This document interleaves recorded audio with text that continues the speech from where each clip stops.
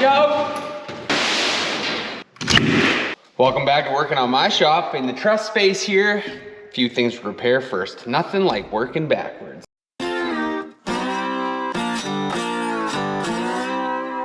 Making preparations to get this building a ceiling. Now, first things first, that doesn't look good. See that side over there? Insulation stops not falling down. Well, an ambitious young man, you might know him, he put up insulation stops with the intention of continuing on this project, and that has to be years and years and years and years and years ago. Well, there was no soffit on the building outside. We've since finished the soffit and the siding, but these took a real beating in the meantime. Part of the challenge here is the cardboard absorbs moisture and then gets very rigid. I know you might be thinking, well, why didn't you buy new ones? Believe it or not, a cardboard insulation stop is now like $4, I think, or something like that, $4. So, and in the course of a building, you need like 50 of them or something. Well, you recycle. The purpose of an insulation stop is to maintain airflow from the outside eave, the soffit of the building, up into the attic space, because you don't want moisture buildup. A lot of temperature changes take place in an attic, so it needs to be well ventilated. So in the case of this building, it has two big gable vents, and it has continuous soffit venting on both sides. And essentially what an insulation stop does, you'll see, there's the roof deck, and if I just go like this, see the light? That's out to the vented soffit. So you're gonna get your airflow in every one of these truss bays, and this allows you to insulate right up to the bottom of this. So when they blow this in, it'll come out, and then when they get to the end, it'll start to taper away from the insulation stop and keep it down from the roof deck. So it's very critical part. Without the proper airflow, moisture buildup, mold, badness. So it's it's a $4 piece of cardboard, but monumental to the structure. There, that's much better. All right, next up on the list of to-dos before we cover this up with plastic, because we're gonna sheet the ceiling with, well, it doesn't matter what you sheet it with. Sheet goods need something to screw to. Oh boy, and the illustrious framer that framed this building, again, we won't name names, got the spacing on these bracing, the spacing is off. Ideally, 2 foot on center, you get the pattern started from one side, work your way over, and then your sheet goods will land on that seam, but I didn't. So on the ends in between, we're gonna put a block on the flat so we have something to nail or screw, I guess, our OSB to, so up the scaffold.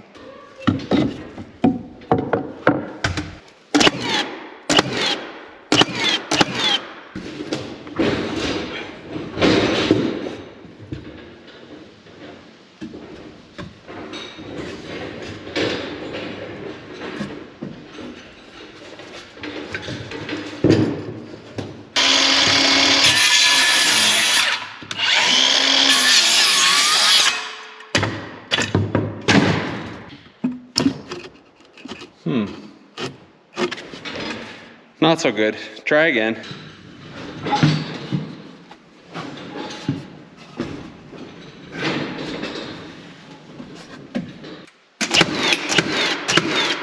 So now you can see what that's going to give you is something to screw into. So be screwed into that, into that, into that, and some of that, and some of that, and there a screw, here a screw. Why not put in a whole bunch? All right, third strip going up.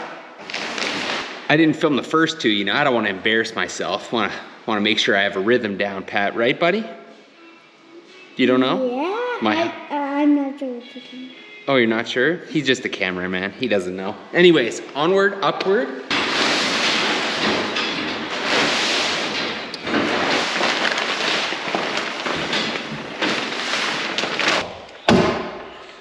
So basically, you get her started. Don't short yourself on your overlap because it's got a tape to the wall. And the beauty of having a floor in a building already You can just pull yourself around on the scaffold. Luxury, but you know, you have the muscles, you know. This is our second to last sheet, but looks good. Looking real good. Only about 45 sheets of plywood to put on the ceiling. That'll only take a couple minutes, no big deal. A few every night after work, eh? Any guys operate like that? Plan your projects in the time you have at the end of the day. It's like a whole nother work day starts. First things first, we gotta kill that. Gonna be getting copyright infringement, did. You know what I'm saying? Anyways, I'm hitting this with a little more pizzazz than I was with the vapor barrier because this is more exciting. We're sheeting the ceiling. I know what you're thinking, oh, Spruce Tomper, you're over halfway done. Why'd you leave us out? Two reasons, repetition, and I just wanted to make sure I had my method dialed down pat. Now there's ways you'll do things at home for yourself that you probably wouldn't do on the job site. This might be one of those cases, but you let me know in the comments what you think. I'm gonna show you how I've been doing these sheets to make it super simple. It might not look that easy, but trust me, when you're an athletic specimen like myself, this is no big deal, so. Very simple tools that anyone can get their hands on.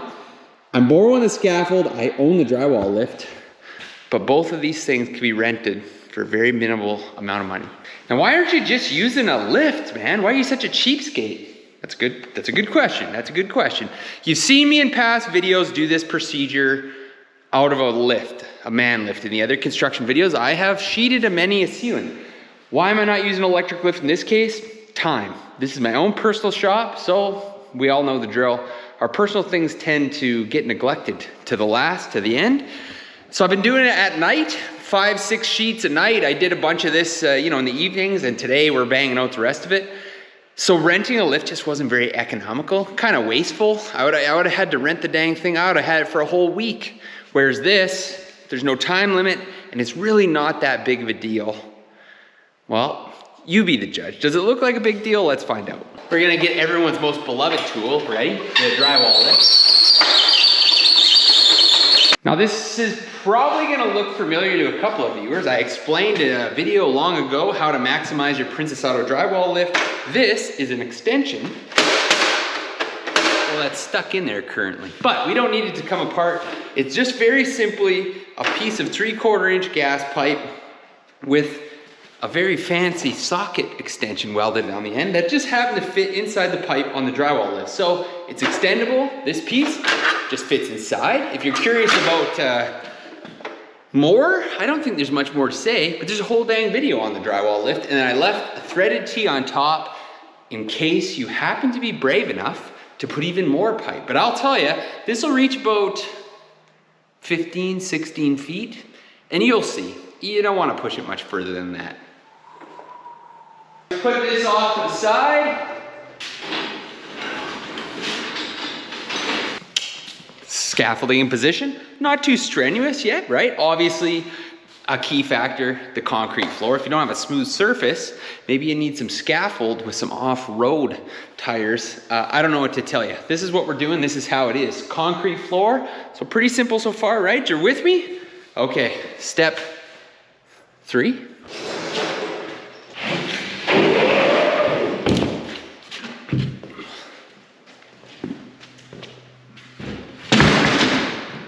Gonna get our load distributed so it's fairly flat, because you'll see the higher it gets, the wavier it gets. Pro tip, if you're working with lifts of OSB in particular, you'll notice that the ends are painted. They're gonna be green, blue, or red typically, depending on the manufacturer. If you're working for a client, or even your own place for that matter, be mindful of where and how you set sheets of OSB down on the concrete floor, because that paint or dye or whatever the heck they spray on, it will come off on items, specifically on rougher concrete, and you are not cleaning that up.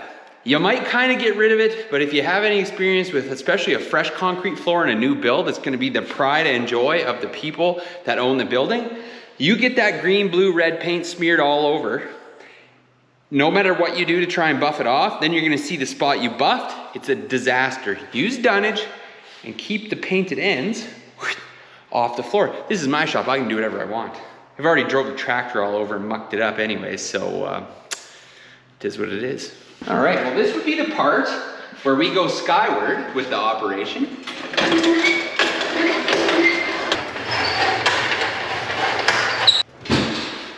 go.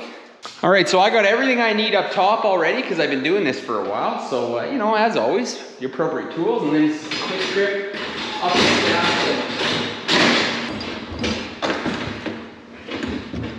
I guess, you know, if we're gonna factor in the safety factor of it all, the lift might have you beat a little bit, but you know, a little thrill never hurt anybody. Falling off the scaffold might get you though. So the other thing I've been doing as I go, instead of just taping all the seams in the vapor barrier stage, I've just been doing it as I go because I don't have to move the scaffold around as many times. So that makes that a lot easier. Now the moment you've all been waiting for, how the heck are you gonna get that on the ceiling? That's quite a spectacle. Hold on to your hats. Safety first, muffs. The nail gun's super loud. Make sure your tools are in position and that it's got nails in it. On, this is where it gets creative.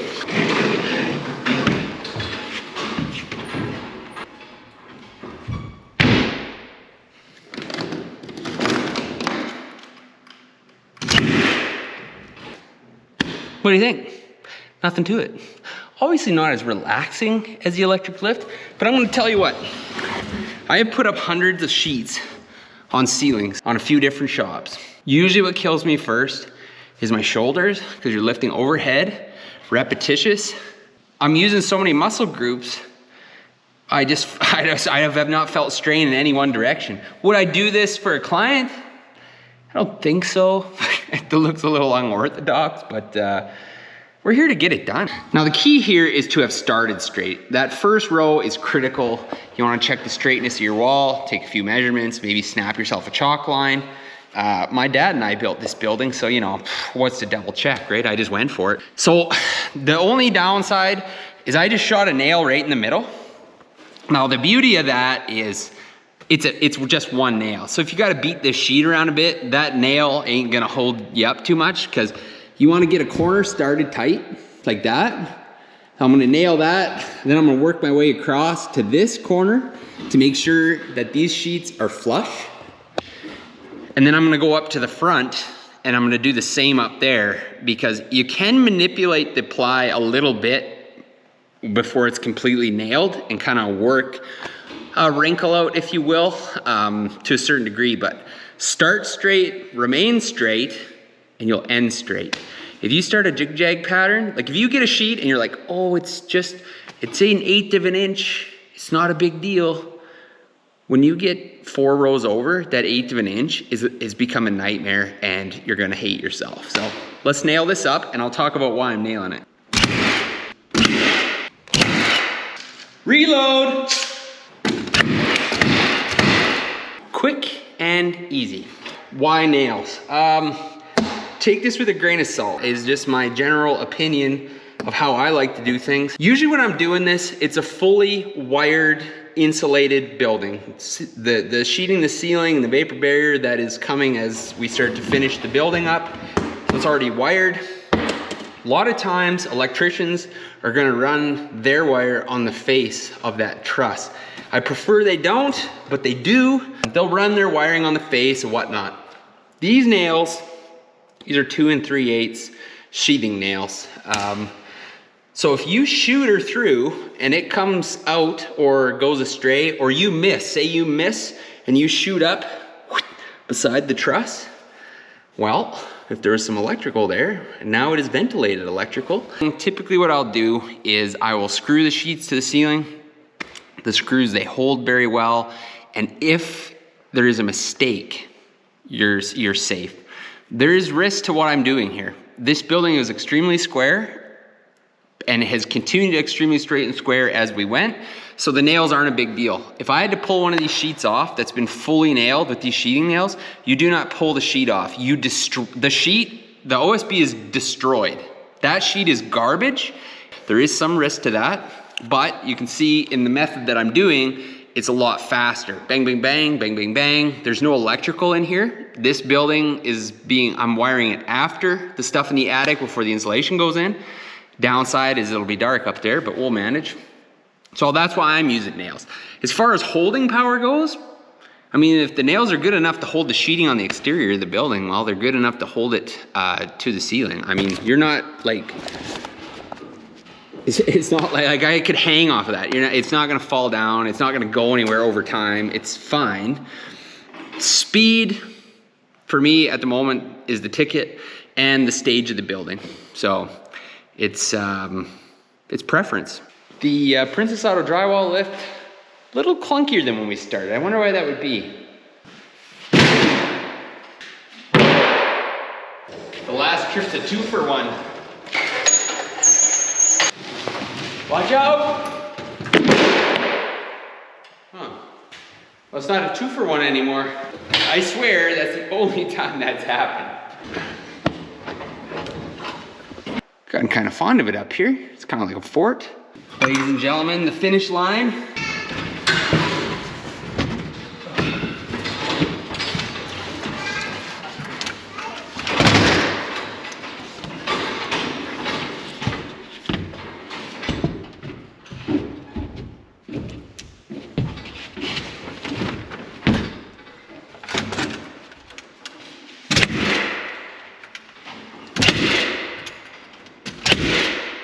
I haven't seen the footage, but I'd imagine that it looks odd, but that's fine. We're getting it done. This corner is gonna be a tricky biscuit, isn't it? Just a gorgeous thing of beauty for you guys watching that get a little nerdy about construction. I know you're gonna be wondering this. Was that last strip along the outside wall, was it the same width the whole way? How square was that building? It was exactly 12 3/4 of an inch, the whole stretch, no fudging. Scout's honor, I promise. You know, I was just so jazzed about the progress with the ceiling that I thought, well, heck, we better just keep this party going. Floor is covered. You guessed it. You see what's going on here. We're not getting wild on the finish, okay? Time is the name of the game. We got to get in here before it's frozen, and we got to get this done before it's so cold that drywall, mud, and paint just won't do its thing. So here's what I'm going to do. Feel free to chime in. I'm taping it. I've got everything covered. I've covered the floor. I didn't need to do that for the mudding, the drywall portion, but for the painting, I don't want no paint on the concrete. So everything's covered. We're leaving the wood color. The ceiling, we're gonna paint it, and it's gonna look how it's gonna look, because 8 years has been long enough. We gotta get in this shop, we gotta do something, we got projects to do, we just need somewhere else to hang out. So I'm gonna mud it. We're doing 1 coat, we're doing a tape coat, and then we're gonna do 1 coat over top of that. So 2 coats total. I'm gonna see how that looks, and then you know what she's gonna get? She's gonna get a texture. And I don't mean a light, modern, trendy texture. I'm talking old school, apartment building, gonna be rented out for the next 20 years, easy to repair type of texture. We're putting her on thick. Why? Well, because it saves me a coat of drywall. I don't want to sand anything. And, well, you know, it'll just satisfy our artistic taste and add a little depth to the project. That's the plan. I have a commercial paint sprayer hiding in the loft next door. I've only used it 1 time. Hopefully it still works. And then, what do you think? White? Just white and keep it bright? I don't know. Let's see where we get to.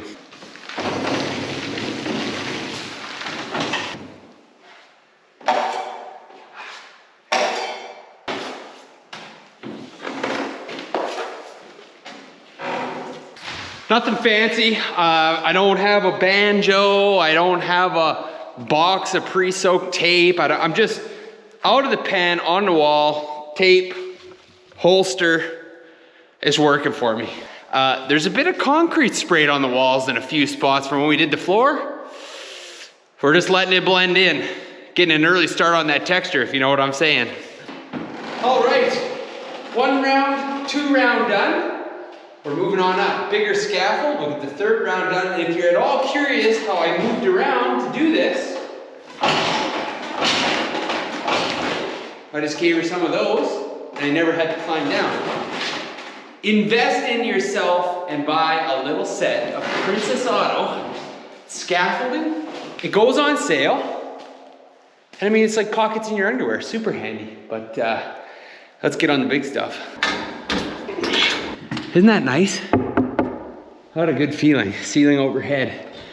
We got a pretty good stretch down. Almost, I don't know, give me 15 minutes here and we'll call her half done, the top row. And within another hour and a bit, 100% finished.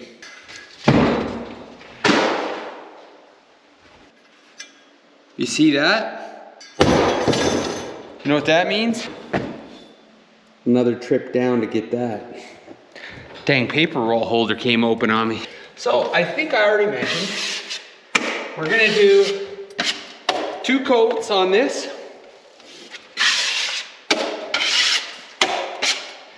And I think that's all that's gonna be needed. You know, around here, like say if you're getting a textured ceiling done, that's what you're gonna see.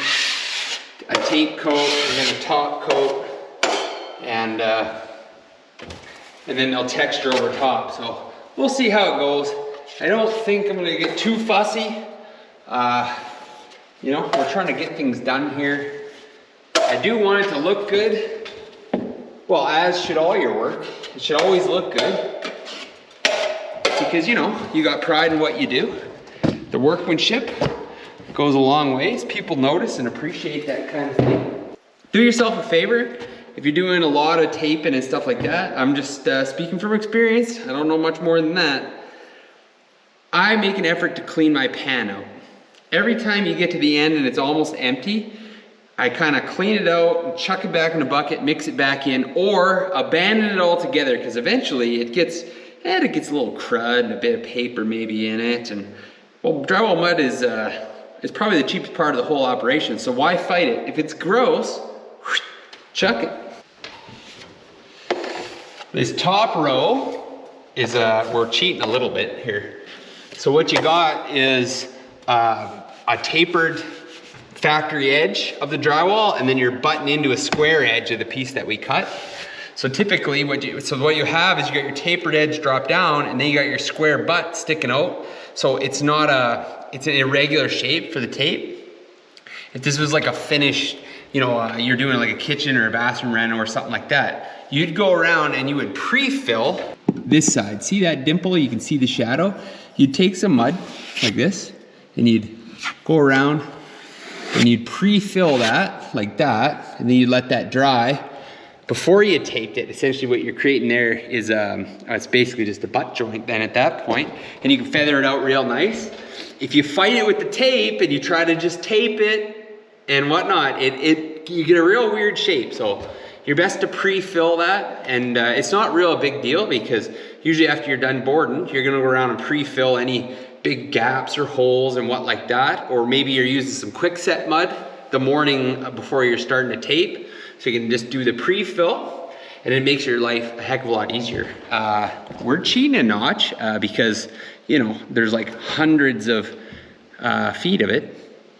We're just glooping her in there and just cheating a little bit, just a little bit. It's okay in this application because I say so, but there's a right way, and then there's the way we're doing it. Well, I think we're gonna cut the video right about there. Battery power on the GoPro sometimes dictates the production. So I'm gonna continue on. Of course, you know, I can't cheat you on that. It has to be done or you'd definitely notice. I'm gonna finish up taping tonight, and then we'll bring you around for the next phases. Maybe not the drywall on, but the spray texture, and that'll be a good time. And then I've decided I'm gonna paint it myself as well. Why not? What dictates that? I ringed up the paint man. He told me how much it would cost to paint this. And I said, well, I think I'll be doing it myself. In the comments, you guess below, how much do you think he told me it would cost to paint 30 by 40 shop? We're not painting the bottom 4 feet, so we got 4, 8, just a little over 12 foot of walls and the whole ceiling. What do you think he told me it would cost to prime and then to paint over the texture? I own a commercial paint sprayer. I've used it 1 time exactly, so nothing like sharing a learning curve, but we'll get there. I don't always know what order these adventures are gonna happen in. All I know is we're gonna continue to have them, and I appreciate you coming along.